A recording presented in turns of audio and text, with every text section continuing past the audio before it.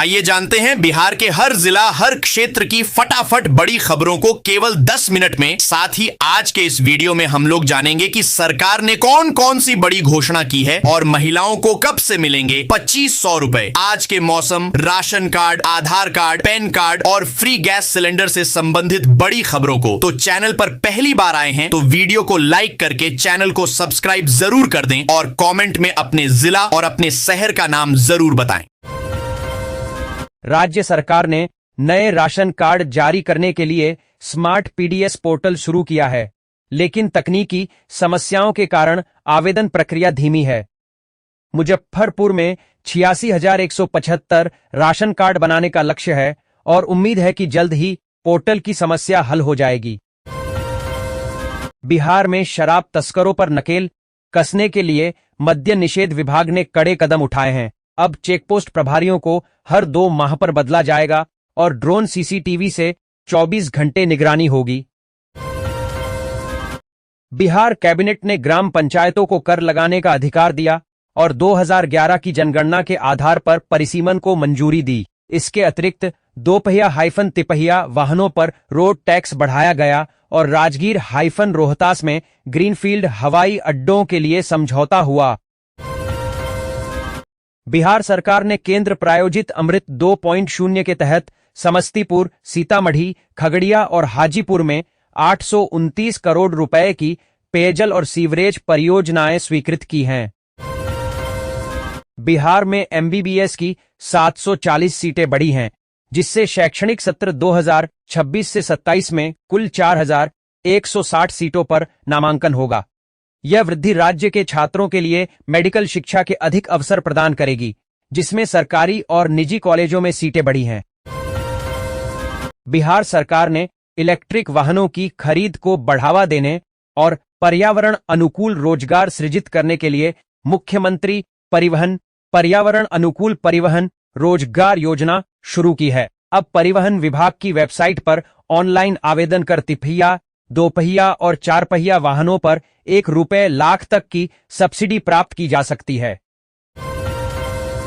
बिहार राज्य विश्वविद्यालय सेवा आयोग ने सहायक प्राध्यापक के 1155 पद घटा दिए हैं, जिससे कुल रिक्तियां 3,687 से घटकर 2,532 हो गई हैं।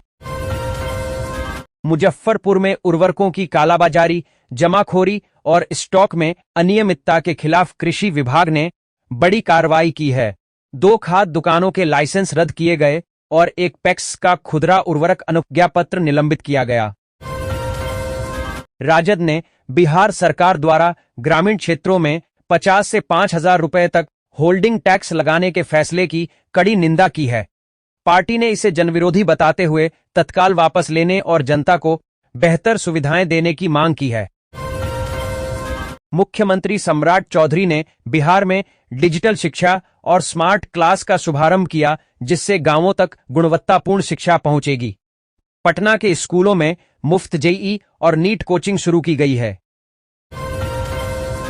राजधानी पटना सहित बिहार के कई हिस्सों में बादलों की आवाजाही और उमस के साथ हल्की वर्षा जारी रहेगी। मौसम विभाग ने दरभंगा और मुजफ्फरपुर में भारी वर्षा की चेतावनी जारी की है, जबकि सिवान के महाराजगंज में सर्वाधिक वर्षा दर्ज की गई।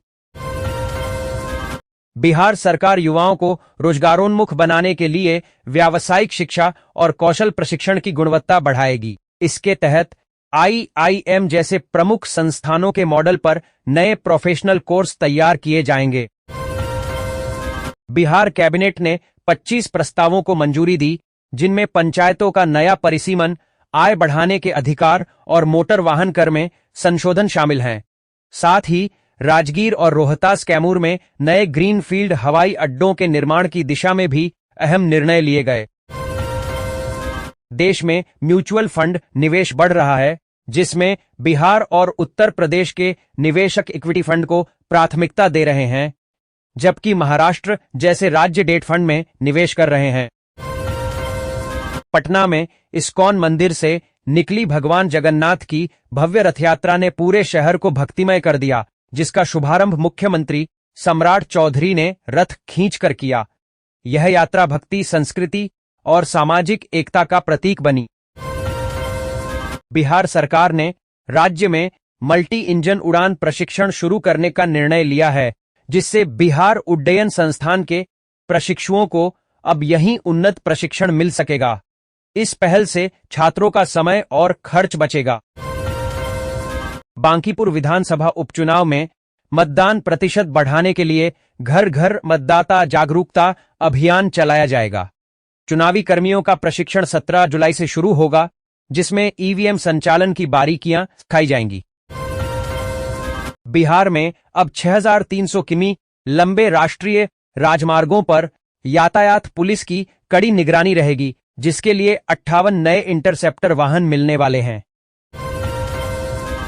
रेलवे बोर्ड ने सेवानिवृत्त और दिव्यांग रेल कर्मियों के लिए पास जारी करने की नई व्यवस्था स्पष्ट की है। अब HRMS के माध्यम से पास जारी होंगे। तकनीकी समस्या पर मैनुअल विकल्प भी उपलब्ध रहेगा। मुजफ्फरपुर में अब किसान मछली पालन के साथ झींगा और मोती पालन से भी अपनी आय बढ़ा सकेंगे। जिला मत्स्य विभाग ने 11 किसानों का चयन कर उन्हें 60% अनुदान और आधुनिक तकनीक का प्रशिक्षण देने की पहल की है। पटना के पाटलिपुत्र इंडस्ट्रियल एरिया में 2-7 मीटर सड़क 1.5 माह से खुदी पड़ी है, जिससे दुर्घटनाएं बढ़ रही हैं और लोग चोटिल हो रहे हैं। बुड़कों द्वारा मरम्मत के लिए राशि दिए जाने के बावजूद RCD की धीमी कार्यप्रणाली से स्थानीय लोग परेशान हैं। बिहार में कैंसर के बढ़ते मामलों को देखते हुए स्वास्थ्य विभाग ने उपचार सुविधाओं के विस्तार का निर्णय लिया है। इसके तहत पटना, गया, मुजफ्फरपुर, दरभंगा और भागलपुर में सुपर स्पेशियलिटी रेडियोथेरेपी यूनिट स्थापित की जाएंगी।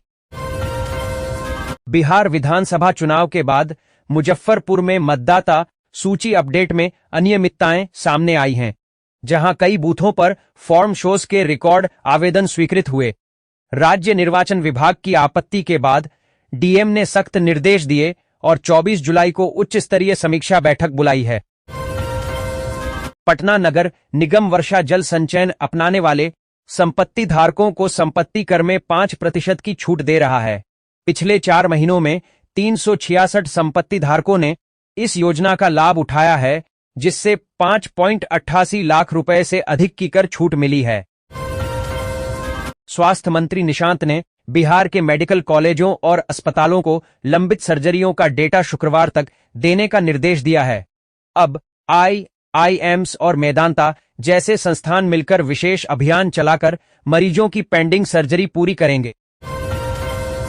बिहार प्रशासनिक सेवा के 7 अधिकारियों के तबादलों में बदलाव किया गया है, जिसकी अधिसूचना सामान्य प्रशासन विभाग ने जारी की। इनमें कुछ अधिकारियों का पूर्व का स्थानांतरण रद्द कर नई जगह पदस्थापित किया गया है, जबकि कुछ को अतिरिक्त प्रभार मिला है। राजस्व एवं भूमि सुधार विभाग ने बेतिया राज की 7272.16 एकड़ जमीन के अधिग्रहण की प्रक्रिया शुरू कर दी है। यह जमीन पटना, गोपालगंज, सारण, सिवान, पूर्वी और पश्चिमी चंपारण सहित 6 जिलों में है। बिहार में नए एक्सप्रेसवे परियोजनाओं के लिए भूमि अधिग्रहण की प्रक्रिया धीमी है, जिससे निर्माण कार्य में देरी हो रही है। रक्सौल हल्दिया, पटना, पूर्णिया और आमस दरभंगा जैसे कई महत्वपूर्ण प्रोजेक्ट अभी भी जमीन अधिग्रहण के मुद्दों से जूझ रहे हैं।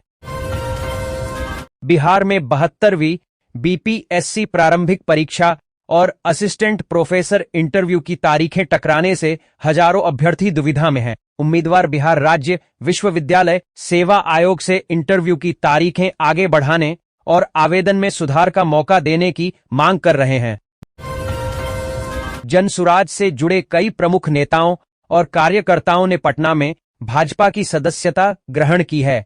बांकीपुर उपचुनाव से पहले हुए इस घटनाक्रम से भाजपा को संगठनात्मक मजबूती मिलने की उम्मीद है। बिहार में मानसून की सक्रियता बढ़ने से कई जिलों में बारिश हो रही है, जिससे गर्मी से राहत मिली है और धान की रोपाई में मदद मिल रही है। भागलपुर के कहलगांव में प्राचीन विक्रमशिला केंद्रीय विश्वविद्यालय की स्थापना की राह में एक बड़ी प्रशासनिक बाधा दूर हो गई है। शिक्षा विभाग की अंतीचक स्थित जमीन को विश्वविद्यालय परिसर में शामिल करने के लिए NOC प्रक्रिया शुरू कर दी गई है। बिहार में प्रतिदिन 30 से अधिक लड़कियां और महिलाएं लापता हो रही हैं, जिनमें 15 से 18 वर्ष की किशोरियां अधिक हैं। राष्ट्रीय मानवाधिकार आयोग के आंकड़ों के अनुसार मानव तस्करी इसका एक प्रमुख कारण है। पीएमसीएच में एमबीबीएस की 50 सीटें बढ़ने के बावजूद छात्रों की पढ़ाई के लिए पर्याप्त आधारभूत संरचना, व्याख्यान कक्ष और फैकल्टी की कमी एक बड़ी चुनौती है। भागलपुर में गो सम्मान आह्वान अभियान के तहत गाय को राष्ट्र माता का संवैधानिक दर्जा दिलाने और गोवध पर पूर्ण प्रतिबंध की मांग की गई। इस राष्ट्रव्यापी जन आंदोलन में 2026 तक राष्ट्रपति और प्रधानमंत्री को 40 करोड़ हस्ताक्षरों के साथ ज्ञापन भेजने की रणनीति बनाई गई है। बीजेपी प्रत्याशी नज कुमार सिन्हा के बांकीपुर उपचुनाव नामांकन हलफनामे में शैक्षणिक योग्यता को लेकर विवाद खड़ा हो गया है। आरजेडी ने मैट्रिक और स्नातक के बीच की पढ़ाई पर सवाल उठाते हुए मामले को अदालत ले जाने की तैयारी की है। बिहार सरकार के युवा रोजगार एवं कौशल विकास विभाग द्वारा पटना सिटी के गायघाट स्थित आईटीआई में 18 से 30 वर्ष के युवाओं को मुफ्त कोरियन भाषा का 4 महीने का प्रशिक्षण दिया जाएगा। स्वास्थ्य मंत्री निशांत ने बिहार के मेडिकल कॉलेजों को शुक्रवार तक लंबित सर्जरी का डेटा जमा करने का निर्देश दिया। उन्होंने मरीजों को बेहतर इलाज, आधुनिक उपकरण, कैंसर स्क्रीनिंग और आपातकालीन बेड बढ़ाने पर जोर दिया। पर्यटन विभाग ने श्रावणी मेला 2026 इन्फ्लुएंसर की नजर से थीम पर वीडियो मेकिंग प्रतियोगिता शुरू की है। इसमें कंटेंट क्रिएटर्स को मेले की आस्था और संस्कृति को कैमरे में कैद कर लाखों रुपए जीतने का मौका मिलेगा।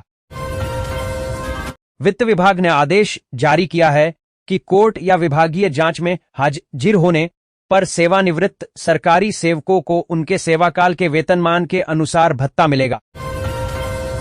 बिहार राज्य विश्वविद्यालय सेवा आयोग बीएसयूएससी पटना ने संविदा पर असिस्टेंट प्रोफेसर के 2532 पदों पर बहाली के लिए संशोधित अधिसूचना जारी की है। पटना नगर निगम अटल पथ की सर्विस लेन पर जलजमाव की समस्या को गूगल मैप्स की मदद से सुलझाया है। सड़क के नीचे दबे 5 बड़े चैम्बरों को खोजकर उनकी सफाई शुरू की गई है। बिहार कैबिनेट ने 36 साल से लंबित पंचायत परिसीमन और पंचायतों के स्वयं के राजस्व स्रोत ओएसआर को मजबूत करने का ऐतिहासिक फैसला लिया है। बिहार शिक्षा विभाग ने सरकारी शिक्षकों के लिए नई अवकाश नीति जारी की है, जिसमें अब निर्धारित फॉर्म में ही आवेदन करना अनिवार्य होगा। समस्तीपुर में लागू इस नियम के तहत सभी स्वीकृत छुट्टियों को ई शिक्षा कोष पोर्टल और सर्विस बुक में दर्ज करना होगा ताकि पढ़ाई प्रभावित न हो। दानापुर दियारा के हजारों लोगों के सुरक्षित आवागमन के लिए विशेष फेरी सेवा एमपी गंगा जल्द शुरू होगी। मानसून में गंगा का जलस्तर बढ़ने पर पीपा पुल हटने से होने वाली परेशानी को देखते हुए यह सेवा निःशुल्क प्रदान की जाएगी। भागलपुर के कहलगांव में प्राचीन विक्रमशिला केंद्रीय विश्वविद्यालय की स्थापना की राह में एक बड़ी प्रशासनिक बाधा दूर हो गई है। शिक्षा विभाग की अंतीचक स्थित जमीन को विश्वविद्यालय परिसर में शामिल करने के लिए एनओसी प्रक्रिया शुरू कर दी गई है। पूर्वी चंपारण की 103 वर्षीय हबीबन को 32 साल की लंबी कानूनी लड़ाई के बाद अपनी जमीन पर कब्जा मिल गया। यह जमीन उन्होंने 1993 में खरीदी थी। अथमलगोला थाने में तौलिया पहनकर फरियादी से आवेदन लेते हुए एक सहायक अवर निरीक्षक एएसई का वीडियो वायरल होने के बाद ग्रामीण एसपी ने उन्हें निलंबित कर दिया है। जांच में वीडियो सही पाए जाने पर यह कार्रवाई की गई। बिहार सरकार दरभंगा राज की संपत्ति का अधिग्रहण करने की तैयारी में है, क्योंकि अंतिम महारानी कामसुंदरी देवी का निधन बिना संतान और वसीयत के हो गया। यह कदम बेतिया राज की जमीन के अधिग्रहण के बाद उठाया जा रहा है।